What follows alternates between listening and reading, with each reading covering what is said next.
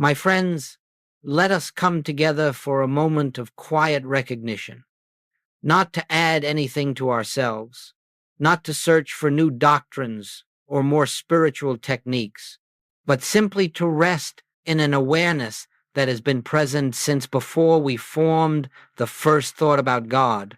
For centuries, humanity has sought the Christ in temples, in scriptures, in rituals, in systems of belief. We have traveled great distances in the hope that somewhere someone could reveal to us a secret, unlock a mystery, or place into our hands a key that would open the gates of heaven. And yet, in all this long journeying, very few have paused to consider that the treasure they sought was never hidden, never distant, never withheld. The Christ is not something you discover in time. The Christ is what you have always been in truth. When Jesus spoke of the kingdom of God, he did not direct anyone outward. He did not say that the kingdom is found in a holy mountain or in a book or in a system of worship. He said, very simply, the kingdom of God is within you. If there is a message the world has forgotten, it is this one. If there is a truth that religion has complicated, embellished, and sometimes concealed beneath layers of doctrine, it is this one. The kingdom is within you. Christ is within you. The presence you seek is the very essence of your own being. It is only because we have been conditioned to look outside ourselves that this appears hidden. We have been taught to wait for God, to plead with God, to earn the favor of God. And in this long habit of looking outward, we have missed the central truth that the divine life is already embodied as our life, that the divine consciousness is already the substance of our consciousness. I do not ask you to accept this as a belief. Belief does not open the kingdom. I ask only that you become still enough to sense the truth that is even now whispering within you. Not a distant God speaking from the heavens, but the gentle movement of the Christ in your very awareness, saying, I am here. I am your life. I am your identity. This realization does not belong to any religion. It is not Christian, nor Jewish, nor Hindu, nor Buddhist. It is the universal truth that every mystical teaching has pointed toward. Religion may point the way, but it cannot give you the experience. Scriptures may describe the nature of God, but they cannot reveal God to you. Teachers may speak of the Christ, but they cannot place the Christ within you. For the Christ was never missing. It requires no insertion, only recognition. Let us, then, set aside the notion that Christ consciousness is a doctrine to accept, or a theory to debate, or an achievement to attain. It is none of these. It is the simple awareness of the divine presence that has always been your life. When you release the search in the outer world, when you stop trying to improve the human self by human means, when you surrender the belief that God is somewhere else waiting to be reached, in that moment of quiet surrender, something begins to stir. A peace you did not create, a stillness you did not initiate, a presence you did not summon. This is the Christ revealing itself. This is the inner kingdom becoming known.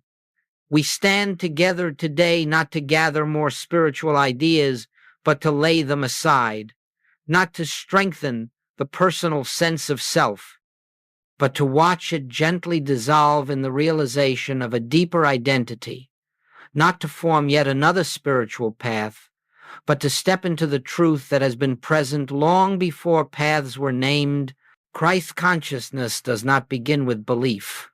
It begins with silence, with recognition, with the smallest willingness to look within. As we continue, Let us hold this truth quietly. There is nothing to become. There is only something to remember. My friends, let us move a degree deeper into this inner journey. For if the kingdom of God is within you, and if Christ is the light of your own consciousness, then we must gently examine how it happened that humanity came to seek outwardly for what Jesus himself pointed inward. This is not a criticism of religion. It is simply an observation, an understanding. Religion, at its best, holds noble intention. It offers structure, community, devotion, and a reverent posture toward the sacred. But over time, institutions can forget the spirit in their devotion to form, and the forms that were meant to reveal God can begin to replace God in the minds of those who follow them. In the days when Jesus walked the earth, the religious world of his time was filled with rules, traditions, and rituals intended to bring people closer to God. Yet Jesus did not emphasize these. He did not instruct his disciples to perfect rituals or memorize doctrines. His message was startling in its simplicity. Follow me. What did he mean by that? He did not mean imitate my human footsteps. He meant follow the consciousness that I embody. Follow the inner light. Follow the presence that expresses through me, and it will express through you. He spoke not of religion, but of realization. Yet after his departure, something began to shift.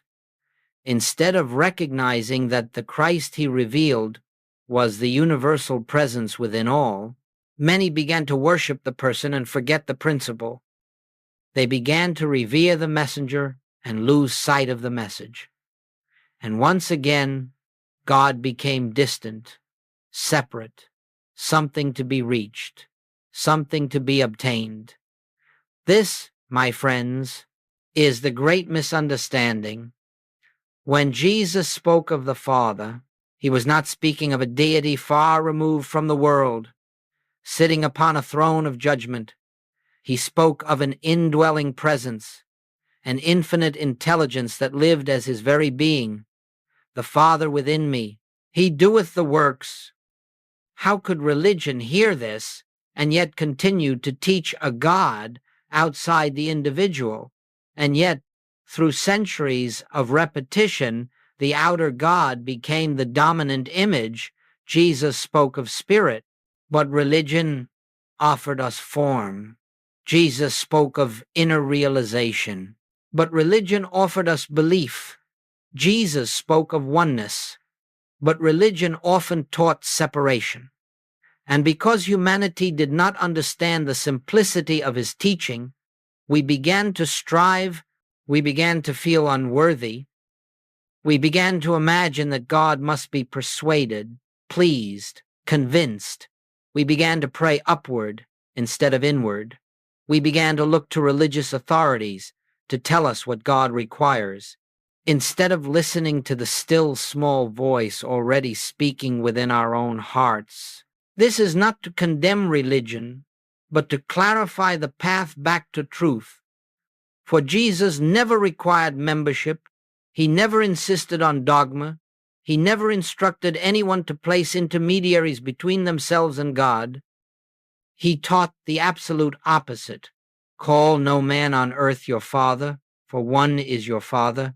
Neither shall they say, Lo here or lo there, for the kingdom of God is within you. What could be more direct? What could be more freeing? Goldsmith reminded us again and again. Whenever an outer authority claims the power to grant you access to God, you may be sure the truth has been obscured. No church, no teacher, no scripture, not even Jesus himself can bring God to you. They can only reveal what is already present. They can point, but they cannot give, because the divine cannot be given. It can only be recognized. The misunderstanding was never malicious. It was only human. We looked outward because we forgot how to look inward. We sought security in forms because we did not trust the invisible. We clung to doctrines because we feared the silence in which God is actually heard. But the moment you understand that Christ is not a religious figure but the divine essence of your own being, the misunderstanding dissolves. You no longer need to argue with religion nor abandon it. You simply transcend the limitation. You step into the universality of truth. You realize that the teaching Jesus brought forth was not meant to build an institution. It was meant to awaken a consciousness. And that awakening happens in you, here, now, without ceremony, without effort, without permission. Let us hold this quietly. Jesus pointed within, religion pointed without, but the inward path has always remained open. The misunderstanding is undone the instant you turn your attention back to the place Jesus directed you, the kingdom within. My friends, as we enter this next movement of our inner journey, let us become very still, not because stillness is holy in itself, but because in stillness we begin to feel what words cannot contain. For Christ consciousness is not a concept to be accepted with the mind. It is an awareness that reveals itself when the mind grows quiet enough to receive what has always been present. Let us approach this truth gently. When we speak of the Christ, we are not speaking of a man. We are not speaking of Jesus in his historical identity, although he embodied the Christ more perfectly than any other whose life has been recorded. But if we limit the Christ to Jesus, we miss the very purpose of his life. Jesus came not to demonstrate what he was, but what you are. He came not to claim divinity for one person, but to reveal divinity as the essence of every person. Christ is the divine nature of you. Christ is the spiritual identity behind the name, behind the personality, behind the mask you have worn in the world. This is why Jesus spoke in the first person universal. He said, I, not to identify the human Jesus, but to speak from the standpoint of the Christ. I am the light of the world. I am the way, the truth, and the life. Before Abraham was, I am. When he spoke these words, he did not mean Jesus, the man, existed before Abraham. He meant the Christ, the eternal I, the presence of God individualized, and this same I is the truth of your being. Do you see how this dissolves the sense of separation? Do you see how this lifts the burden of trying to reach God or please God or find God? There is no distance to cover. There is only an inner identity waiting to be recognized. Christ consciousness, as Goldsmith taught, is the awareness of oneness. Oneness with God, oneness with all life, oneness with the infinite source that is forever expressing as your very breath. Christ consciousness is the recognition that you are not a fragment seeking to return to a whole. You are the whole expressing one of its infinite forms. It is the awareness that God does not stand apart from you. God is the life you are living. God is the intelligence operating your being. God is the substance of every breath, every thought, every movement of your existence. To awaken to the Christ is to awaken from the dream of separation. You see, the human sense of life believes, I am here and God is there. The Christ sense of life knows, I live, yet not I. The Father within me is the life that is living. The human sense prays for supply. The Christ sense recognizes that divine supply is the very nature of consciousness. The human sense fears sickness and death. The Christ sense knows that life is infinite, eternal, never born, never dying. Christ consciousness is not something you attain through discipline or religious achievement. It is the natural state of your being, obscured only by false belief. It is like the sun, hidden by clouds. The sun does not have to be summoned. The clouds only need to part. And how do they part? Not by effort, not by struggle, but by recognition. Recognition is the opening. Recognition is the doorway. Recognition is the moment you stop identifying with the limited human self and begin to rest in the truth of your spiritual self. This is why Goldsmith said that the Christ does not come to you, it appears through you. It unfolds as the dawning awareness that the presence you have sought in books, in teachings, in rituals, in teachers, has been the essence of your own consciousness all along. Christ is not something added. Christ is something revealed. Christ is not a divine supplement to your humanity. Christ is the truth behind your humanity. And so when you turn within, when you become still, when you rest in quiet acknowledgement, something subtle begins to occur. You begin to sense that your thoughts are not the source of your life. You begin to feel a presence behind you, within you, as you begin to realize that what you call I is not the limited being you have assumed yourself to be, but the living expression of the infinite. This is Christ consciousness, a state where the world loses its power to frighten you, a state where appearances lose their authority, a state where supply, harmony, healing, and peace are not sought but recognized as already established in the divine selfhood. This recognition does not come with thunder or emotion. It comes quietly, like the unfolding of dawn. The light does not rush in. It reveals itself gently, but when it does, not believe, but know that God is the very life of your life. This knowing is Christ consciousness. This is the truth Jesus lived. This is the truth Goldsmith dedicated his life to revealing. And this, my friends, is the truth of you. My friends, let us now gently approach one of the most sacred transitions in the spiritual life, the shift from identifying ourselves as human beings striving toward God to recognizing ourselves as spiritual beings expressing God. This shift is not an achievement, nor is it an attainment. It is not reached through struggle, nor is it acquired through greater belief. It is simply the moment when you begin to see through the illusion of the human self and awaken to the deeper truth of your being. For ages, we have been conditioned to believe that we are creatures of flesh and blood, born into a world of limitation, subject to fear, lack, sickness, and death. We have been taught that the body is our identity, that the mind is our guide, and that the material world is our source. And because we accepted this sense of self, we lived according to its limitations. But, my friends, you cannot lift yourself out of limitation while clinging to the identity that creates it.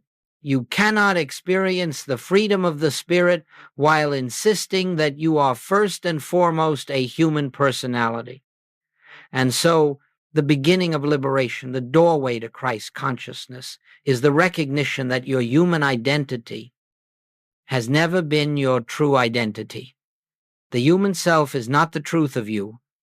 It is the shadow of a greater self, the appearance of a deeper reality. Goldsmith would say, you are not human trying to become spiritual. You are spirit appearing as human. There is a profound difference in this understanding.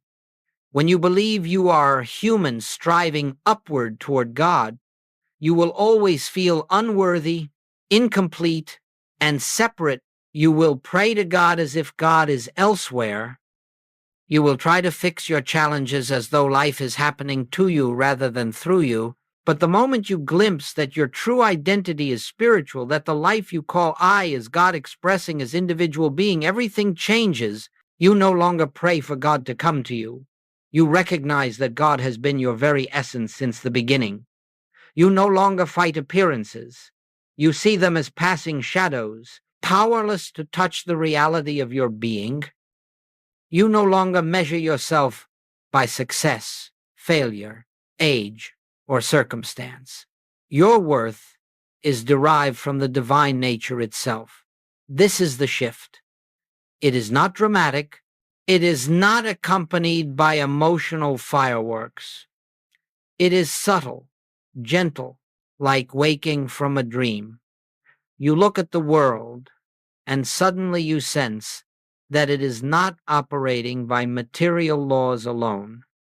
You look at your body, and you begin to realize it is not the source of your life, but the instrument through which life is expressing. You look at your thoughts and feelings, and you understand they are not the self, but movements passing through the self. And above all, you begin to feel a new center, a place of stillness, peace, and assurance that does not come from human effort, a presence that you cannot define, yet you know as intimately as your own existence. This presence is the Christ of you. This center is the true identity. This quiet awareness is your spiritual self. But, you may ask, how do we make this shift? How do we move from the human sense of life to the spiritual sense? The answer is not complicated. In fact, it is your striving that obscures the way you shift into spiritual identity. The moment you stop trying to be spiritual, the moment you rest, the moment you acknowledge, the moment you recognize that what you have been seeking is already the core of your being, it is not your task to perfect the human self. The human self cannot be perfected. The human self is the dream, and no dream can be made real. Your task is only to recognize what has always been true, that behind the dream stands the reality of your spiritual self, untouched, unaltered, eternal. This is why Goldsmith insisted that we release the attempt to improve our humanity. The human state is not the truth of us, and the more we try to refine it, the more we bind ourselves to it. The spiritual identity requires no improvement. It requires recognition. Once this recognition begins, the whole nature of life changes. You stop fighting appearances and begin resting in presence. You stop striving to get and begin realizing the fullness that already is. You stop fearing the world and begin seeing through its illusions. The shift from human identity to spiritual identity is not a destination. It is a remembrance. And each moment of remembrance deepens the realization that I and the Father are one, is not a poetic phrase. It is the truth of your being. Rest in this. Let it unfold. Let it reveal itself gently. For your spiritual identity has never been missing. It has only awaited your recognition. My friends, now that we have opened the inner door to the truth of our spiritual identity, let us quietly approach the heart of the infinite way, the actual practice by which this truth becomes living experience.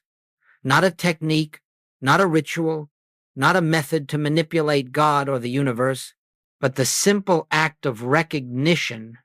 Recognition is the key. For you will never bring God into your life through effort. You will never reach God through striving. You will never summon the Christ presence through repetition of sacred words. You do not need to. The presence is already here. And so, the practice is not the attempt to create something, but the realization of what already is. It is the shift from seeking to acknowledging, from trying to attain to resting in what has been true since before the foundation of the world. This is why Goldsmith said, "Do not try to reach God. Acknowledge God already present." Let us explore how this unfolds. Begin by becoming still, not forcing stillness, not battling thoughts, simply pausing long enough to notice the quiet undercurrent beneath all movement. In this soft stillness, withdraw your concern from the outer world for a moment. Do not try to solve, do not try to fix, do not try to change.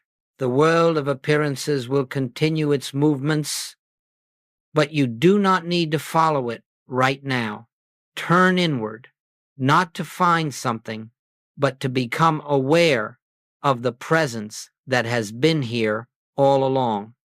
A presence that does not shout, does not push, does not demand. A presence that reveals itself only when you stop trying to force spiritual experience and instead allow yourself to be carried by the invisible life that is living you. In this silence, just a moment of it, let the simple truth arise within your consciousness. I and the Father are one. Do not try to believe it. Do not try to repeat it with conviction. Do not try to make it true. It is true without your effort. Your role is only to recognize, in the smallest, gentlest way, that there is a presence within you that is not dependent on the body, not shaped by thoughts, not altered by circumstances. This presence is your life. This presence is the Christ of you. And the moment you acknowledge it, even lightly, even without feeling something in consciousness opens, this is the practice. Sit quietly, acknowledge the presence, rest in the awareness that God is here, where you are, as the life you are living. Do not attempt to make the mind empty. The mind does what the mind does. It produces thoughts, images, concerns. Let it. You are not the mind. You are the awareness behind the mind, the silent witness in which thoughts come and go like clouds drifting across a sky that is never disturbed. Each time you become aware of this silent witness, this spaciousness, this stillness, you are recognizing the Christ. You are recognizing your spiritual identity. You are recognizing the kingdom within. Practice this not as a discipline, not as a duty, but as a returning to what you have always been, a returning to the presence that has never left you. And remember, the practice is gentle. It is simple. It is quiet. One moment of recognition is enough to open the way. One breath of awareness is enough to feel the shift. One pause before reacting is enough to let the Christ reveal itself. This recognition must not be confined to meditation. Goldsmith never intended for the spiritual life to be limited to the cushion or the quiet room. The true practice is to recognize the presence in the midst of daily activity, while walking, while speaking, while facing difficulty, while experiencing joy. Each pause throughout the day becomes a doorway. You simply turn inward for a second and acknowledge God is. The presence is here. I am not alone. I and the Father are one. There is no ceremony in this, no strain, no attempt to produce results. Recognition is enough. For you are not calling upon a distant God. You are becoming aware of the God that is your life. You are not reaching up. You are sinking inward. You are not asking. You are knowing. In this knowing, grace flows. In this knowing, peace emerges. In this knowing, the outer world begins to rearrange without your manipulation, because consciousness has taken its rightful place as the source of all unfoldment. Recognition is the gateway through which the infinite expresses into the finite. Recognition is the light that dispels the illusion of separation. Recognition is the foundation of Christ consciousness. It is the stillness in which the Christ whispers, "I am here. I have always been here. Let this be your practice." Not perfection recognition, not force awareness, not seeking remembering. For the presence you seek is the presence you are. My friends, as we continue in this inner journey, we arrive at a place where many sincere seekers have stumbled, not because the path is difficult, but because certain deeply ingrained beliefs veil the truth from our recognition. These barriers are not sins, they are misunderstandings. They are not failures. They are shadows of inherited thought. They have no substance in spirit, but they can appear very real to the human sense of self.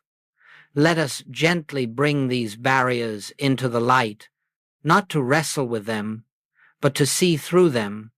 For once they are seen, they dissolve, and once they dissolve, the Christ within us shines forth unobstructed. The first barrier is guilt. Guilt is the belief that we have offended God, that we stand separate, that our mistakes, our past, our human frailties somehow create distance from the divine presence. But my friends, guilt exists only in the mind of man. There is no guilt in God. There is no condemnation in spirit. There is no judgment in the Christ. God does not withhold itself because of your past. God does not withdraw its presence because of error.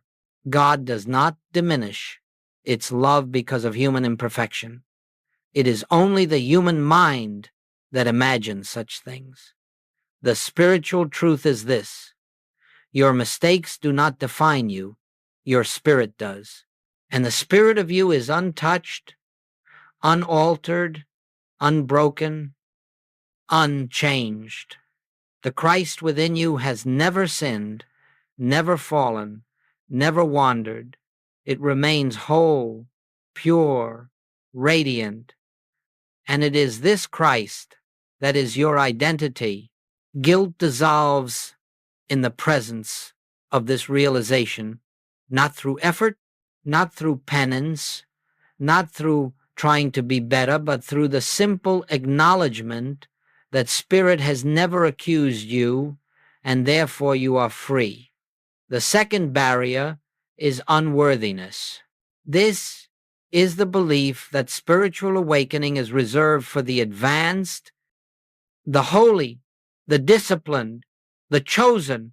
So many have said, "This truth may be for others, but not for me. I am not ready. I am not spiritual enough. I have not practiced long enough." But how can you be unworthy of your own identity? How can you be unready for the presence that already constitutes your being? How can you be less spiritual than the spirit that is expressing as you? Unworthiness is the greatest illusion because it assumes that spiritual truth is something external that must be earned. But the Christ is not a prize. It is not an attainment. It is not granted by achievement. It is the nature of your very existence. It takes no worthiness to be what you already are. It takes only recognition. The Christ in you is not waiting for you to qualify. It is waiting for you to stop disqualifying yourself. And the third barrier, perhaps the most subtle, the most deeply ingrained, is religious conditioning. For many centuries, humanity has been taught that God dwells elsewhere, that the divine is separate from the individual, that holiness is accessed through intermediaries, institutions, or rituals. Many have been trained to fear questioning, to fear inner knowing, to fear anything labeled mystical. Even when Jesus himself was the great mystic of his age, this conditioning creates hesitation in the soul.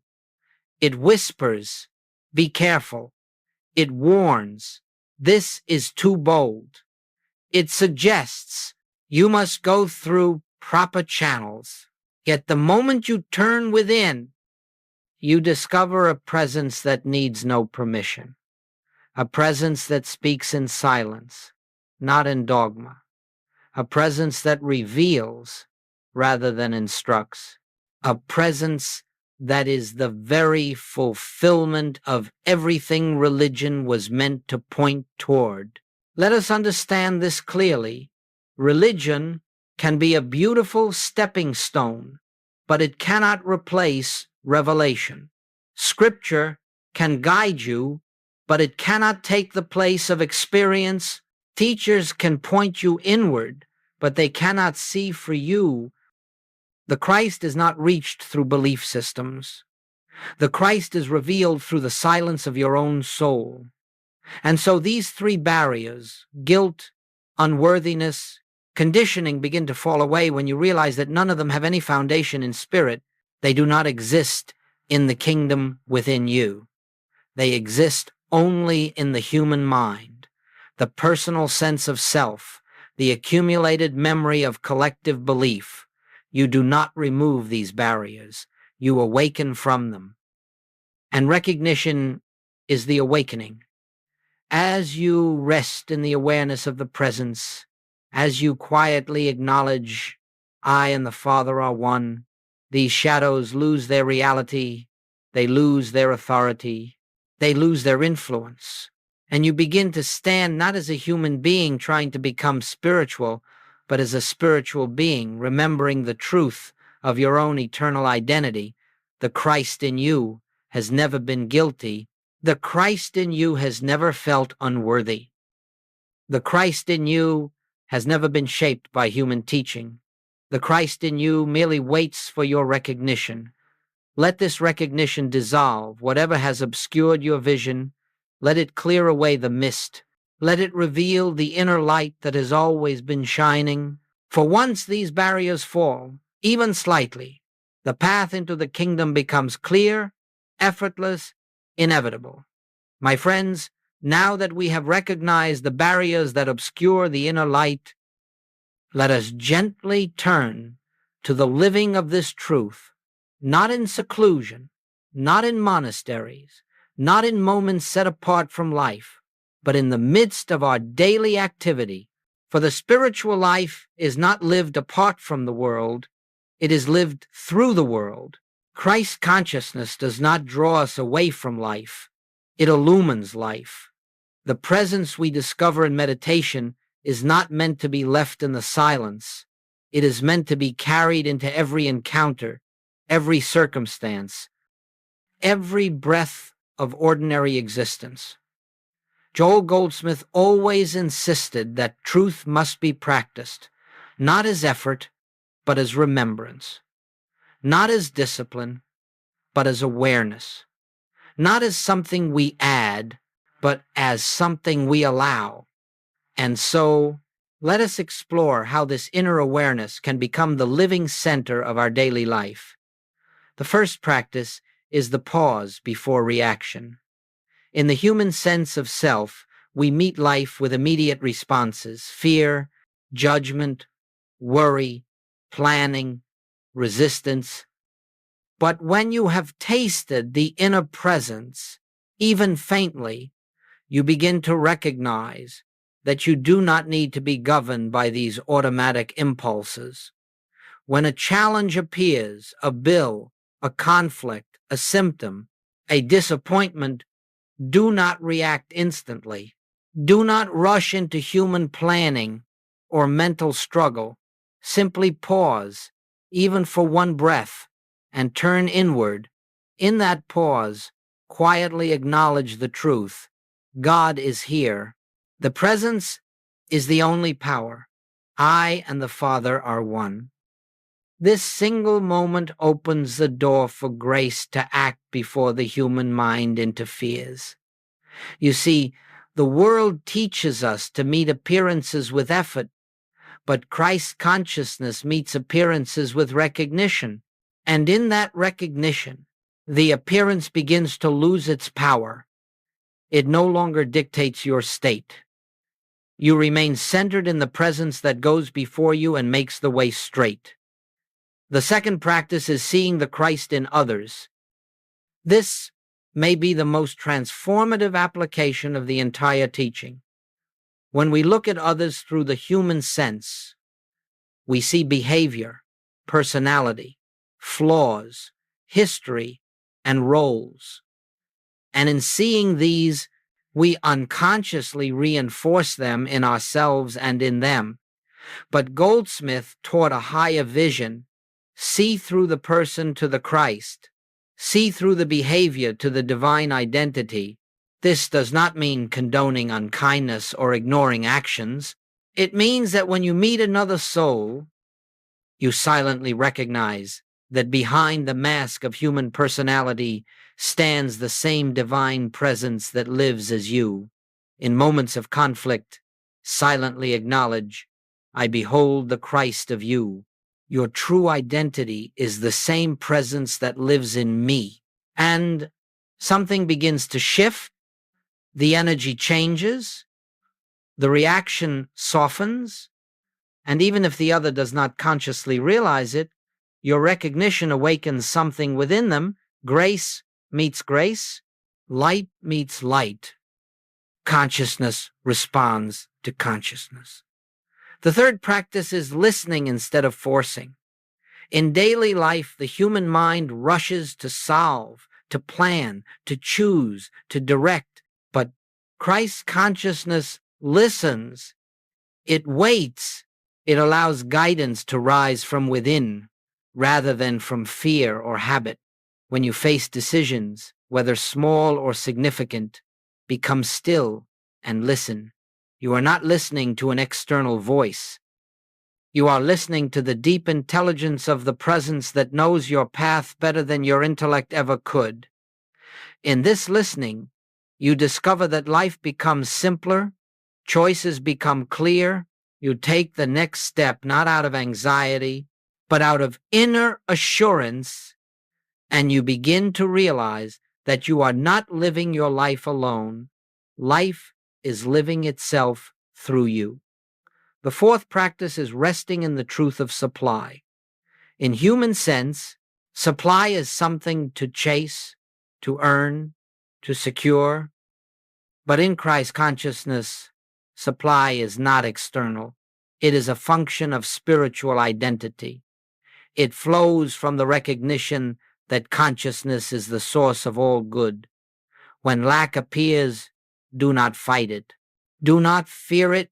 Pause, turn inward, and acknowledge the infinite supply of spirit is the substance of my being. You are not asking for supply. You are recognizing the source that has always sustained you. And as this recognition deepens, outer forms of supply adjust themselves without strain. The fifth practice is returning to presence throughout the day. This is not constant meditation.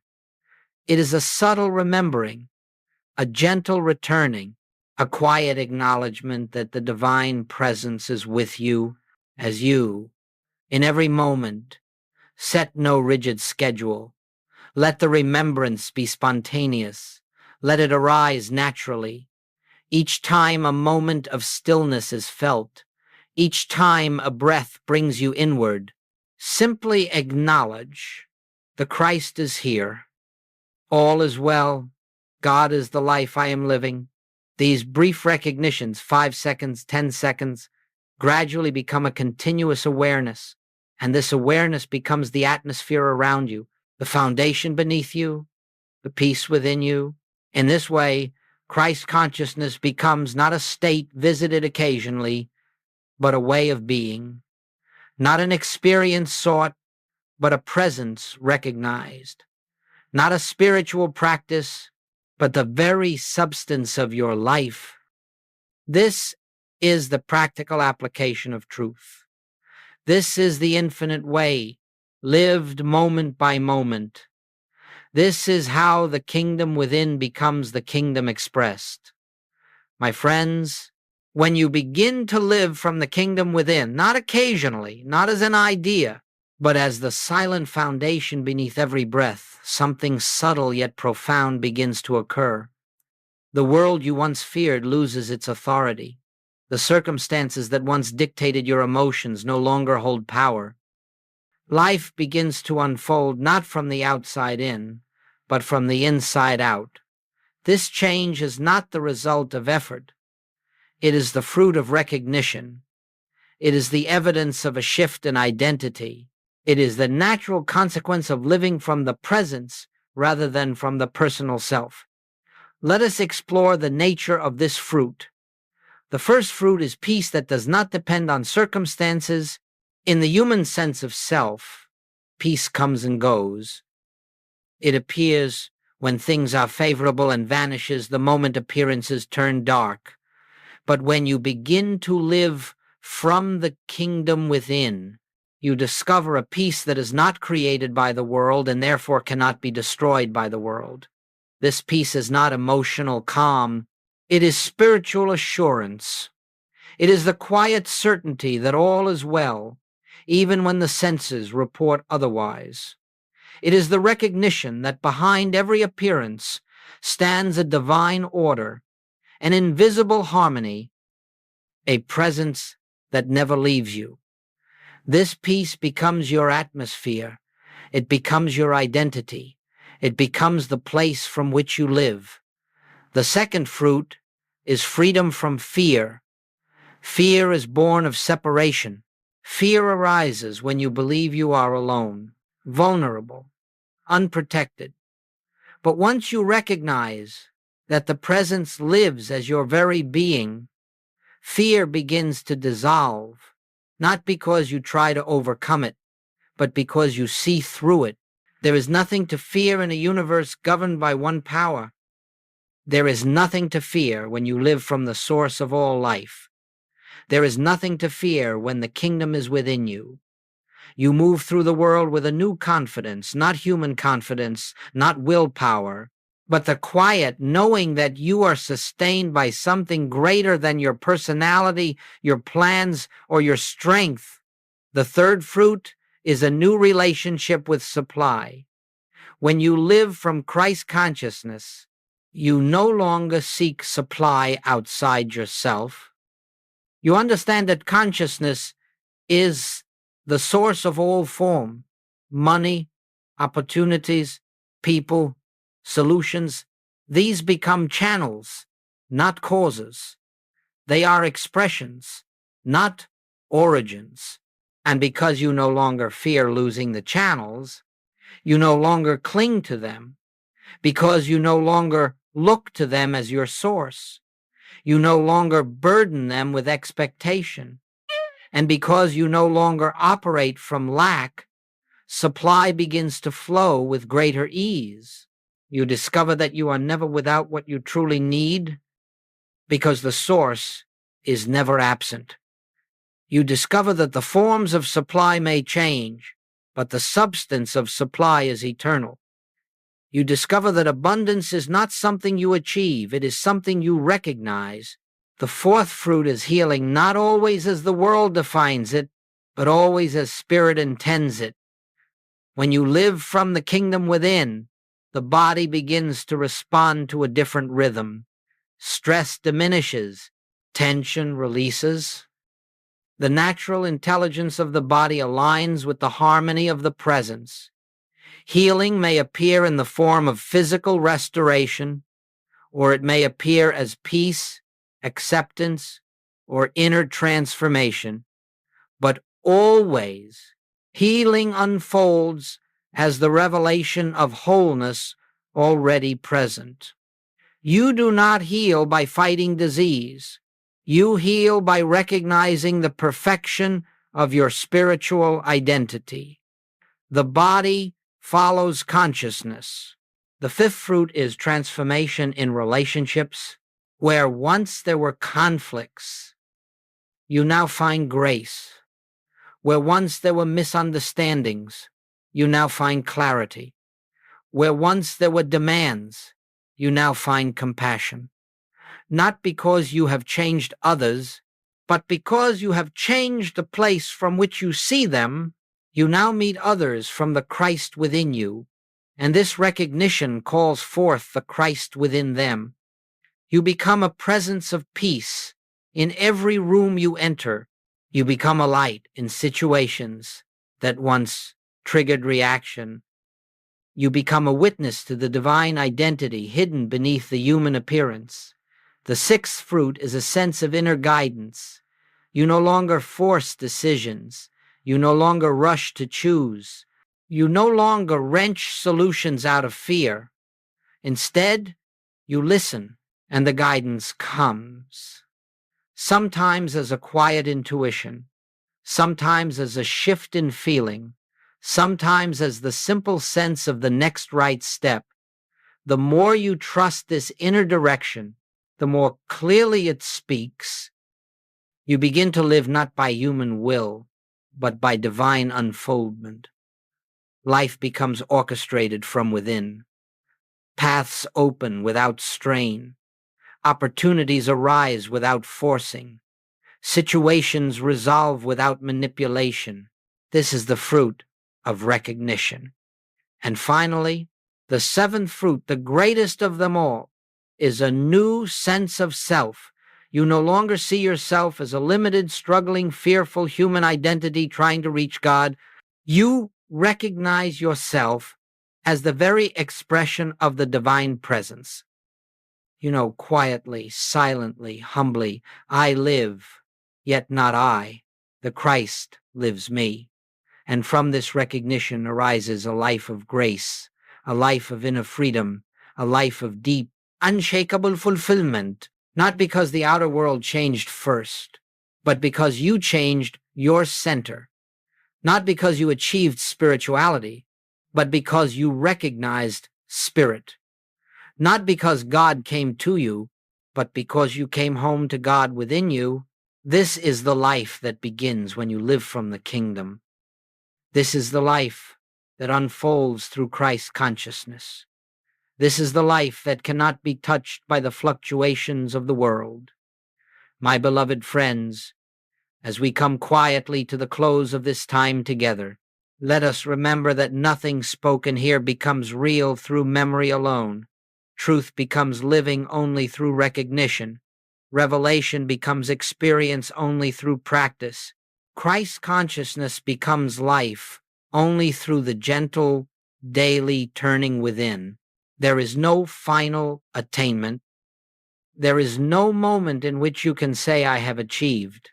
For the spiritual life is not a mountain to climb. It is an unfolding, a deepening, a continual homecoming to the presence already here. Each day, in small, unhurried moments, return to the inner kingdom, not as obligation, not as duty, but as remembrance.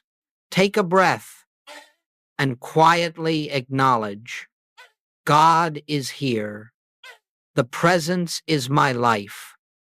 I and the Father are one. Let this acknowledgement become the invisible thread running through your day. Let it guide you as a silent companion. Let it dissolve fear before fear rises. Let it soften your reactions before you react. Let it lift your burdens before you carry them. There is no need to strive. There is no need to improve the human self. There is only the need to recognize what has always been true. The kingdom is within you. The Christ is your identity. The presence is your companion. If tomorrow brings challenges, do not meet them alone. Pause even for a single breath and turn inward. If you find yourself anxious, do not condemn yourself. Simply remember, you have forgotten the presence. Return. Let the remembrance be your healing. Let the recognition be your strength. If you find yourself reacting, remember, reaction is the human sense of self.